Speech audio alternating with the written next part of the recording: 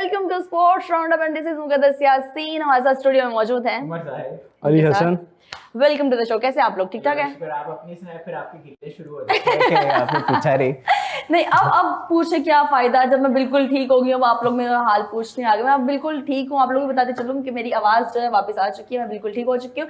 आज पाकिस्तान और बांग्लादेश का सेकंड टेस्ट मैच था। पाकिस्तान ने टॉस जीत के पहले बॉलिंग करने का फैसला किया और मेरे ख्याल से फैसला काफी हद तक अच्छा भी रहा पाकिस्तान के लिए। और जो परफॉर्मेंस थी पाकिस्तान की आज के मैच में वो काफी अच्छी नजर आई। कुछ चेंजेस भी थी प्लेइंग 11 में की गई और मुझे लगता है वो कुछ चेंजेस भी हमारे लिए अच्छे साबित हुई हैं। तो क्या कहेंगे आज के मैच के हवाले से? बाबर आजम को इन किया गया है, शाहीन अफरीदी को बिठाया गया है, तो ये सब चीजें ठीक थी? हाँ, तकरीबन ठीक थी। बाबर का तो वो तो खैर देखेंगे जब बैटिंग शुरू होगी पाकिस्तान की, लेकिन इंटरेस्टिंग होगा क्योंकि पिछले मैच में बांग्लादेशी बॉलर्स ने तो बड़ा ज़बरदस्त परफॉर्म किया था, तो देखेंगे। और दूसरा शाहीन का रेस्ट बनता भी था ना, वो मुसलसल खेलते आ रहे हैं। अब देखना ये है, इसका आप जो बात कर रही हैं ना आज के पहले दिन के हवाले से, उसमें शाहीन की जगह पे जिनको लाया गया उन्होंने बड़ी ज़बरदस्त बॉलिंग की है, 4 विकेटें ले गई, बड़ी आउटस्टैंडिंग उनकी बॉलिंग नज़र आई है। अब मसला कहाँ पर हुआ कि मुझे ये समझ नहीं आई कि 116 पे आपकी 6 विकेटें गिर गई। हाँ, 116 पे हमारी 6 विकेट, 6 विकेट उनकी। अब देखो यहाँ पे 6 विकेट हासिल की। अब हुआ क्या, वो फिर भी 278 पे चले गए ना। 2 विकेटें 2 ओवर्स में ली हैं। अब उसने क्या कहते हैं, खुरम शहजाद ने 2 विकेटें ली हैं। मुझे समझ नहीं आई कि आपने उसको फिर क्यों चेंज कर दिया। जब वो मुसलसल 2 ओवर्स में 2 विकेटें ले गया तो आप उसको लगा रहने बॉलिंग पे, फिर आप उसे मतलब चेंज कर दिया आपने। और फिर रिव्यू वाला तो सबको पता है कि रिव्यू रिजवान और शान मसूद मिस किए हैं। उमर वो अब आप देखें वो लिटन साजिद खान मेरे ख्याल से श्योर भी था अपने बॉल के ऊपर। बिल्कुल वो आउट है। वो दोनों की असल में क्या बात है जी, क्या नॉलेज है आपसे, प्रॉपर रिसर्च करके आ रही है, पता चल रहा है। रिजवान और शान मसूद दोनों का कहेंगे बराबर का कसूर है उसमें। मुझे समझ नहीं आती कि आपको इतना एक्सपीरियंस हो गया, आप इतनी क्रिकेट खेल चुके हैं, उसके बावजूद आपको इतना कंफर्म नहीं है कि बैट को टच हुआ है, एज हुआ या नहीं हुआ। बिल्कुल आप पास खड़े हैं।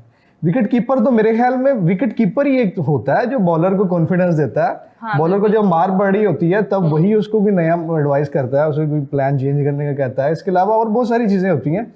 और दोनों सीनियर्स हैं, एक तो कैप्टन है। देखिए आप कैप्टन है, आपकी कैप्टनसी पे बहुत बड़ा सवाल उठता है ये कि आपको कैसे कर सकते हैं आप लाओ। आपका बॉलर इतना कॉन्फिडेंट है कि यार ये आउट है, और एक इतने बड़े आज को आप कह रहे हैं कि नहीं। अब देखो वहां पे उसको लिटन दास को जो रिव्यू मिला, चांस मिला, जो मेरा ख्याल है कि अगर ये विकेट रिव्यू ले लेते तो बांग्लादेश मेरा नहीं ख्याल 210 से ऊपर जा सकता। बहुत मुश्किल हो जाता मेरे ख्याल से, और मैच की सिचुएशन बिल्कुल चेंज होती। ये भी आप कहेंगे एक किस्म की, भले एक अच्छा ठीक है समय लगती है, आपने अंडर 300 उन्हें आउट कर लिया, लेकिन मेरे ख्याल में ये नालायकी है 278 तक जाना। इससे पहले आपको आउट करना चाहिए था। और ये जरूरी नहीं है कि पाकिस्तान ने मतलब आपने पहले दिन उनको पहले दिन ही पकड़ लिया। अब आप कल दूसरा दिन होगा, आप बैटिंग आपने शुरू कर दिया बैटिंग। दोनों लड़के आज ओपनर, आज मेरे ख्याल से 21 स्कोर हुआ 6 ओवर्स के अंदर। इमाम की जगह पे आज अब्दुल्ला फजल ऊपर आए हैं। हाँ, इमामुल हक को भी बिठाया गया। इमामुल हक का आउट, उनको स्क्वाड से आउट किया। आज मेरे ख्याल से दोनों ओपनर्स ने, दोनों जूनियर्स ने ओपन किया है, अवैस ने और अब्दुल्ला फजल ने। और ये मेरे ख्याल से अच्छा डिसीजन भी था, ताकि दोनों को ट्राई भी किया जाए। बिल्कुल, वो पहले वन डाउन में थे ना अब्दुल्ला फजल, आज उन्होंने मतलब आज वो ओपनर आए हैं इमाम की जगह पे। तो कल देखते हैं बाकी क्या कहते हैं उससे। ओवरऑल अभी तक तो मैच पाकिस्तान के हाथ में है, लेकिन मुझे ऐसे लगता है कि शायद मुश्किलात हो सकती हैं बॉलिंग में। ऑब्वियसली उमर आप क्या कहेंगे? क्योंकि बॉलिंग अगर बांग्लादेश की बात की जाए तो नाहिद राना उनके पास है। कल बात की जाए थी, कुछ कमेंट में लोग बोल रहे थे कि नाहिद राना शायद कल के मैच नहीं खेलेंगे, वो रेस्ट लेंगे, लेकिन नाहिद राना खेलते हुए नजर आ रहे हैं। तो बॉलिंग में कमबैक करेंगे, बांग्लादेश डोमिनेट भी करेगा। बिल्कुल जी, पहली बात तो यह है कि टॉस जीत के है, लेकिन उन्होंने इंटैक्ट किया कि फील्ड करनी है, लेकिन अभी उनके लिए फ्रूटफुल ओमेन साबित हुआ है अभी तक तो। और 278 पे आउट कर दिया है। मुझे लगता है कि जल्दी कंटेन किया जा सकता था। 116 पे 6 आउट थे। और 52 पे रिव्यू था जो कि नहीं लिया, जिसकी बात हुई। और common sense is the sense which is not common, कई सालों पहले मैंने सुना था किसी से। तो वो चीज जो है यहाँ पे मिसिंग रही है। और शान मसूद इतने ज्यादा परप्लेक्स थे कि वो डिस्कस वगैरह कर रहे हैं, भाईजान आप कैप्टन हो, यू शुड टेक चार्ज, और जो भी आप डिसीजन लो उसमें क्लैरिटी हो। और यही चीज होती है कि अच्छे कैप्टन की निशानी होती है कि वो कैसे लीड कि वो अनफेस ना रहे, कंफ्यूज ना रहे, और दो टोक वो फैसले करे। और यहाँ से अनफॉर्चुनेट लैप्सेस नजर आए। और दूसरा, जिस तरह से you got to admire the innings played by Litton Kumar Das, 6th century है उनकी, 126 रन उन्होंने स्कोर किए। और आपको पता ही है कि वाइट बॉल के कप्तान भी है ये, और बड़ी डिवोशन के साथ खेले। शुरू में अच्छी बॉलिंग की खुर्रम शहजाद ने, अब्बास ने, साजिद ने, और मुश्किल हो रही थी एक एक रन उनको स्कोर करने में, लेकिन फिर उन्होंने तहम्मुल मजाजी का मुजाहरा किया। और with the passage of time फिर कॉन्टेम्प्ट के साथ खेला बॉलर्स को, कट्स भी अच्छी खेली, पुल शॉट्स भी अच्छी खेली।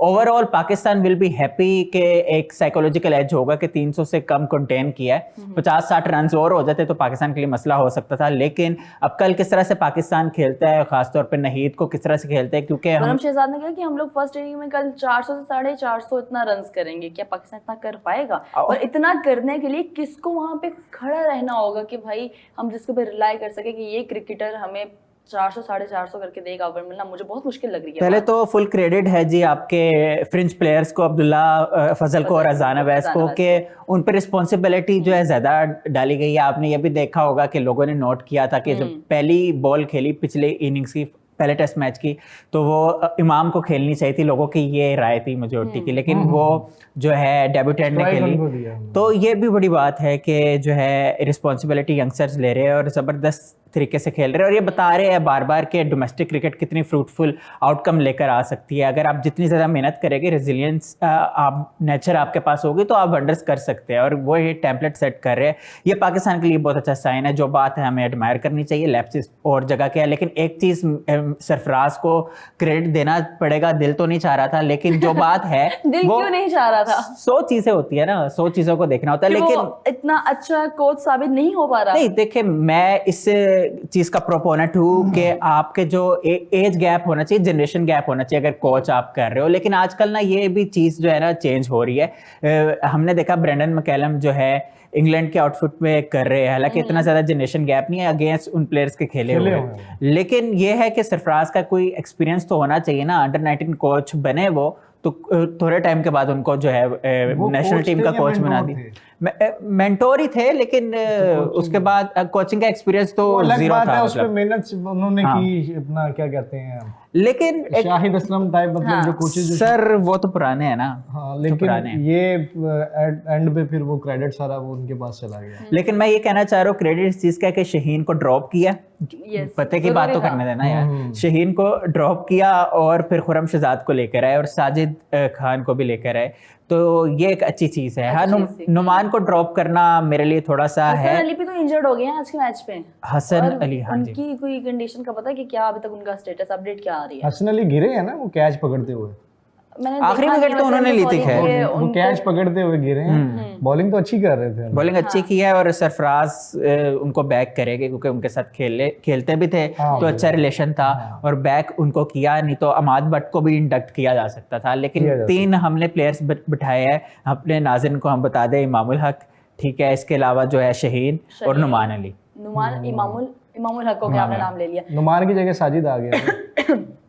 कल आपको क्या लग रहा है पाकिस्तान कितना टारगेट सेट करेगा आप कल के मैच में? आई थिंक सो पहले तो 2 सेशंस बड़े क्रूशल हो गए पाकिस्तान के लिए कि इनको यही कोशिश करनी चाहिए कि जितना सेफर साइड पे जाए और प्रॉपर कॉन्टेम्प्ट के साथ खेले, रेसिस्टेंस दिखाए, पैनिक होने की जरूरत नहीं है। और यही टेस्ट क्रिकेट पाकिस्तान के पास अभी टाइम है। कोशिश पाकिस्तान की ये होनी चाहिए मैक्सिमम जितने कंपाइल कर सकता है पहली इनिंग्स में।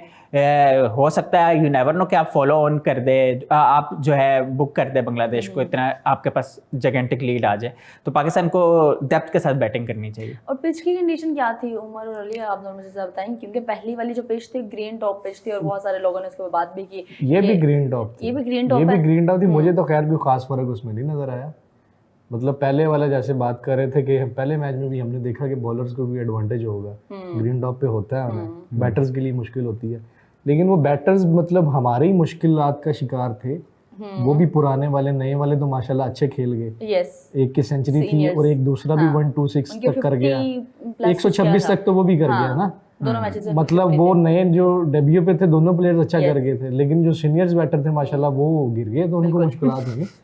बाकी मेरा नहीं ख्याल कुछ ज़्यादा फर्क मैंने तो नहीं नोट किया। आज भी अगर आप देखें तो आज अगर ओवरऑल इसका देखें आप जायजा ले तो मेरे ख्याल में ये बॉलर्स डे था। बॉलर्स से हाँ बिल्कुल क्योंकि 278 पे आपने उनको ऑल आउट कर ऑल दिया आउट किया। और फास्ट बॉलिंग मतलब आपने देखी। अच्छा प्रिंस का कमेंट है 116 पे 8 आउट और छह 278 out पे छह। 10 out, what a comeback. 6 out थे। प्रिंस 116 पे 6 आउट थे, 8 आउट नहीं थे। और बाकी हम भी इसी के ऊपर बात करेंगे भाई। ये अच्छा जो 4 विकेट ये जो 7th विकेट वाला क्यों हुई? ये जो 7th विकेट वाला एक आ रहा है ना पाकिस्तान और बांग्लादेश के दरमियान, शायद आप लोगों को याद हो कि पिंडी टेस्ट में भी पाकिस्तान 7वीं विकेट पे फंस गया था। तब भी आई थिंक लिटन दास थे उनके साथ, पता नहीं मैदी थे या कौन थे, मुझे एग्जैक्टली याद नहीं आ रहा। ओके पहले टेस्ट में भी 7th विकेट पे पाकिस्तान फंसा, 7वां आउट नहीं कर सके और एक पार्टनरशिप गई। और सेकंड टेस्ट में भी बांग्लादेश 7वें विकेट से आगे चला गया था एक अच्छी पार्टनरशिप के साथ। जैसे आज उनको मतलब 50+ की पार्टनरशिप मिली है ना, और लिटन दास ने सेंचुरी ये तो काफी अरसे से हमारा खासा रहा है कि हम कोई भी फॉर्मेट हो हम इसमें मोमेंटम अपना खो देते टॉप हैं। ऑर्डर भी आपने कवर कर लिया, मिडिल ऑर्डर भी कर लिया, लोअर ऑर्डर पे आप आकर जो है वो फंस जाते Confuse हो हैं। जाते हालांकि मेरे ख्याल में जितना भी कुछ मामूली बॉलर भी हो, आपके पास तो माशाल्लाह एक अच्छा बॉलिंग अटैक है इस मैच में, तो वो भी आखिरी 7 नंबर के बाद तो विकेटें मतलब वो कह लेंगे बड़ा इजी होता है। हाँ Tail enders विकेट होते हैं। चले गई हैं, उसके बाद तो साथ लेकिन में यहाँ पे आप देखें fauran से आ कि जाती है। ये टेस्ट क्रिकेट की खूबसूरती है basically। बिल्कुल क्योंकि आप शॉर्ट फॉर्मेट में देखें या ओडीआई में भी इवन देखें तो मेरे ख्याल में 6 नंबर के बाद ऑलराउंडर 7वें नंबर पे ऑलराउंडर टाइप मतलब होता हाँ है। हाँ बिल्कुल 7वें पे बहुत कम ही ऑलराउंडर। खुरम वैसे बैटिंग करते हैं, नंबर 8 में आएगा मोर हाँ, तो वो मतलब वो भी इस तरह नहीं कर सकते। अगर 30 ओवर्स में या 35 ओवर्स में हम देखें ना 7 आउट हो गए हैं, तो वो आखिरी 2-3 विकेटें जो 15 ओवर नहीं निकाल पाती। बिल्कुल। ओडीआई की बात कर रहा हूँ। बिल्कुल। और लेकिन टेस्ट में यही खूबसूरती है कि देखिए अगर उन पे जिम्मेदारी आई है 7वें विकेट पे तो वो लेके चले और उन्होंने बड़ा अच्छा कमबैक किया।